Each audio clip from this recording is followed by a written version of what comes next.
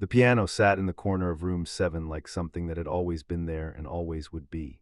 It was a 1947 Steinway upright, once beautiful, now betrayed by time. The lacquer had peeled in strips along the left side, exposing the raw wood beneath like skin under a healing wound. Two of the brass pedals were stuck permanently in a half-pressed position. The bench had been repaired 3 times with mismatched wood, the seams visible and unashamed. And 11 of the 88 keys either didn't sound at all or produced a faint, ghostly whisper of what they were supposed to be. 11 silent keys, more than 1 full octave of absence. Frank Deluca had inherited the piano along with the Vancouver Academy of Music when he'd bought the building in 1981. He'd been 41 then, a former music teacher with a dream of building a school that served the whole community, not just students whose parents could afford premium tuition. He kept prices low. He'd hired good teachers. He'd built something that mattered. He'd also meant to have the Steinway repaired or replaced for 20 years. Somehow there had always been something more urgent, more expensive, more pressing. The roof leaked. The furnace broke. A flood in 1994 had destroyed the hardwood flooring in 3 rooms and cost most of that year's reserve fund. The piano remained broken. Most students avoided it. They requested room 3, which had the newer Yamaha with its clean action and reliable sound. Room 5 had a decent Baldwin. Even the tired Kawai in room 9 was considered more reliable than the Steinway in room 7. The broken piano sat largely untouched for weeks at a time, gathering dust, a monument to deferred maintenance. But Michael Bublé, 19 years old, came in 3 times a week and always asked for room 7. Frank had noticed it early on. Michael would arrive, nod hello, disappear down the corridor, and come back 2 hours later looking like someone who'd been through something. Not tired exactly, more like wrung out, emptied and refilled. "Why do you always take the broken piano?" Frank asked him one afternoon in 2001. Michael shrugged. "Because the broken piano makes me work harder." Frank didn't fully understand that answer. He filed it away as youthful eccentricity and moved on. What Michael understood, though he couldn't have articulated it clearly at 19, was something more fundamental. The broken piano had 11 dead keys. When he sat down to play a song, those 11 keys simply didn't exist for him. If the melody required one of them, he had to find another way around, adjust the harmony, rearrange the phrasing, discover a different path to the same emotional destination. The broken piano taught him that music was never really about hitting the right notes. It was about finding the truth of a song even when the tools were imperfect, about communicating feeling even when the instrument fought against you. Every great singer he'd ever admired, Sinatra, Bennett, Darin, had learned to work around limitations. Sinatra's voice wasn't technically perfect. Bennett's range had narrowed with age. Darin had known his heart condition gave him limited time. They'd all found ways to make limitations irrelevant by focusing on what they could communicate rather than what they couldn't produce. The broken Steinway in room 7 was teaching Michael that lesson before his career had even properly begun. By 2002, Michael was starting to get noticed. Small labels were expressing interest. A manager named Bruce Allen had heard him perform and was considering taking him on. Things were beginning to move. His practice sessions at the Vancouver Academy became more intense, more focused, more urgent. He was almost always in room 7. Frank Deluca watched Michael grow from a determined teenager into something that looked unmistakably like a future star. There was a quality in Michael's voice that went beyond technical skill, a willingness to be emotionally naked in a way that most young singers spent years trying to develop, and many never achieved at all. Frank suspected the broken piano had something to do with that, but he never asked again. In early 2003, Frank received news that changed everything. The Vancouver Academy's lease was not being renewed. The building's owner had sold to a developer. Frank had 6 months to find a new location or close the school. After 22 years, the academy would likely have to shut its doors. He made the painful decision to close. He was 63 years old, tired, and didn't have the energy to rebuild from scratch. He began the process of liquidating the school's assets, the newer instruments, the music stands, the practice room equipment. Then came the question of the Steinway in room 7.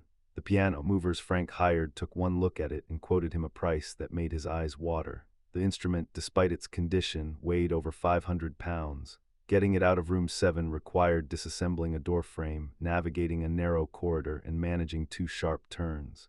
The cost of moving it would exceed any price he could realistically get for the piano itself. Leave it, one of the movers said bluntly. It's not worth the effort. Frank called Michael. I know this might seem strange, Frank said, but I thought you should know. The piano in room 7, we can't move it. When the building is demolished, it'll go with it. There was a long silence on the other end of the phone. When does demolition start? Michael asked. 8 weeks. Another silence. Frank, I want to buy it. And I want to find a way to move it. Frank blinked. Michael, 3 professional movers just told me it can't be done without destroying either the piano or the building. Then I'll find different movers, or I'll figure something else out. What do you want for it? Frank thought about the piano that had never worked properly, that had been ignored by most students, that had been a source of logistical headache for 2 decades. Take it, he said quietly. Whatever you need to do to move it, just take it. It's yours. What followed was 2 weeks of increasingly creative problem solving. Michael called 5 different piano moving companies. 2 refused immediately without even coming to look at the situation. 2 quoted prices that were prohibitive, more than Michael had earned from his last 3 gigs combined. The 5th, a small family operation run by brothers named Antonio and Marco Giannini, agreed to try, with the caveat that they made no guarantees. We'll get it out or we'll tell you it can't be done, Antonio said. Either way, we'll be honest with you. It took Antonio Marco, 3 additional helpers recruited from Antonio's extended family, and 9 hours spread across 2 days to move the Steinway from room 7 to a truck waiting in the alley behind the building. They removed the doorframe completely, dismantling it from the hinges and storing the pieces carefully for reinstallation.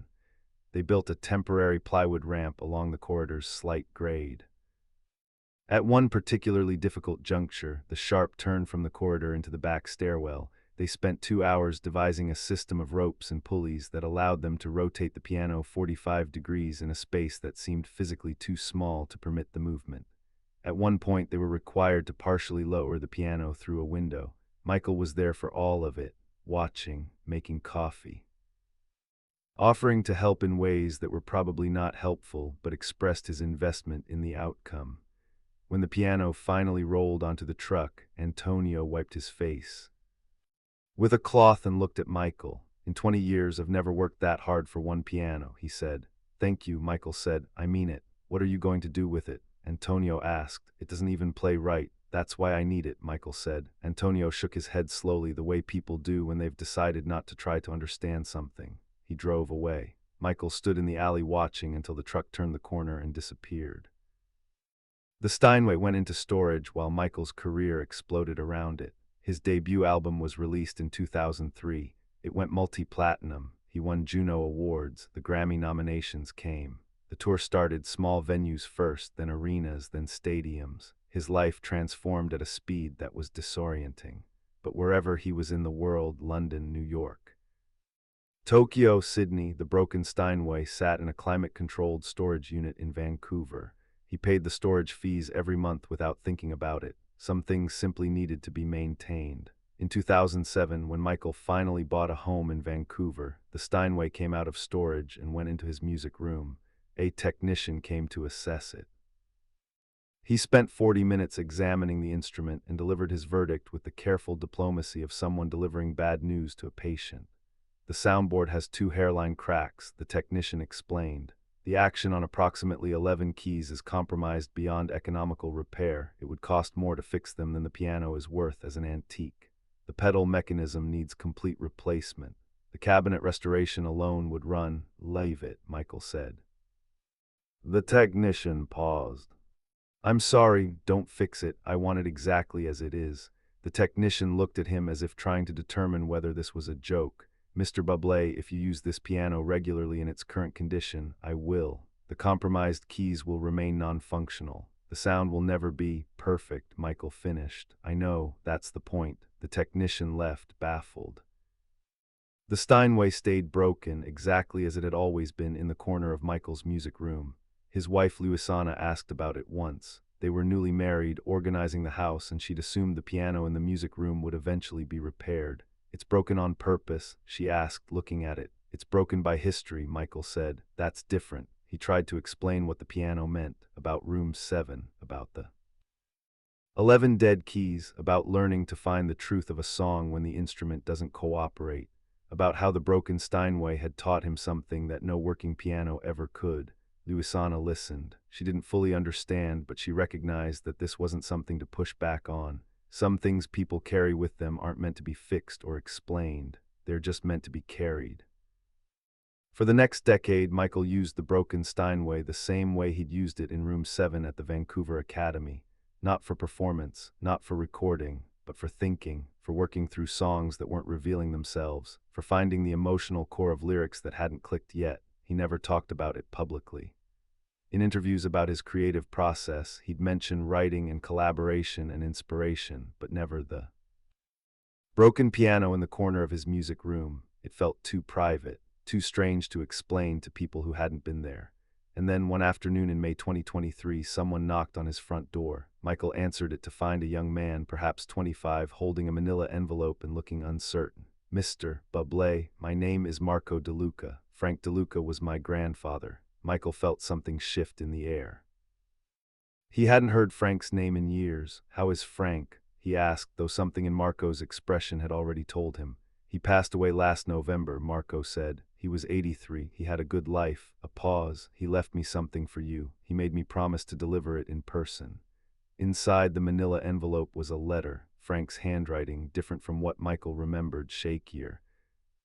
Smaller, covered 3 pages. "Dear Michael, you probably don't remember the day I asked you why you always practiced on the broken piano. You said it made you work harder. I thought it was youthful stubbornness. I was wrong. I've been thinking about that answer for 20 years, and I think I finally understand it. Every student I ever taught wanted the perfect instrument, the one that made playing easier, the one that didn't fight back. That's natural. Who wants more difficulty? But the students who grew up to be real musicians, the ones who built real careers, they were always the ones who learned on imperfect instruments, the ones who had to find the music despite the limitations, not because everything worked perfectly. You were the only student who chose difficulty on purpose. Room 7 was available because nobody wanted it. You kept taking it anyway. I want you to know something I should have told you a long time ago. The night before the movers came to take that piano, I sat alone in room 7 for about an hour. I played it badly because I was never a pianist, but I sat at the keys and tried to understand why you loved it. I finally heard what you heard, the notes that didn't sound, the gaps in the melody, the silence where the music should have been. And I realized those gaps aren't failures. They're invitations. Every place where the piano can't go is a place the musician has to go instead, has to reach past the instrument and find something deeper. You built your career in the gaps, in the places where the piano couldn't follow and you had to rely on something more fundamental than technique. I cried, sitting in room 7 that night, not because I was sad. Because I finally understood what I'd been watching for 20 years and hadn't had the words for. Take care of that piano. It taught you more than I ever did. With enormous pride, Frank Deluca. Michael read the letter standing in his doorway, Marco Deluca waiting quietly on the front step. When he finished, he looked up. His eyes were bright with something held back. "Your grandfather never told me any of this," Michael said. "He said he was too proud at the time," Marco replied simply. "He thought you probably knew, but he wanted to make sure." Michael invited Marco inside. They sat in the music room, the broken Steinway in its corner, and talked for 2 hours about Frank, about the academy, about the students who'd passed through, about a man who'd spent his life giving young musicians a place to find themselves. When Marco finally left, Michael sat alone at the Steinway. He placed his hands on the keys, some of which responded and some of which remained silent. He played something, not a song exactly, but a series of notes and phrases that moved around the silences rather than through them. The same way he'd learned to do 20 years ago in room 7. The same way he'd sung to audiences of thousands ever since. Frank Deluca had understood in the end. And his letter, delivered by a grandson he'd sent specifically because he wanted the message to arrive in person, had told Michael something he'd always felt but never had the words for. He'd built his career in the gaps, in the places where the instrument couldn't follow and the musician had to reach deeper than technique, deeper than notes, all the way down to the part of himself that didn't need a working piano to make music. The broken Steinway still sits in Michael Bublé's music room, still has 11 keys that don't fully sound, still has the peeling lacquer on the left side, the stuck pedals, the repaired bench. Nobody who visits the house and sees it understands why such a damaged instrument is kept in a professional musician's home. Michael rarely explains. But sometimes, when a song won't come, when the words sit wrong and the melody refuses to arrive, He sits at the broken Steinway and lets the silence of the dead keys show him where the music actually lives. It has never failed him. Some instruments teach you to play perfectly. The rarest ones teach you to play honestly. And honesty, Michael Bublé learned in a broken-down room in Vancouver, is the only thing an audience actually needs to hear.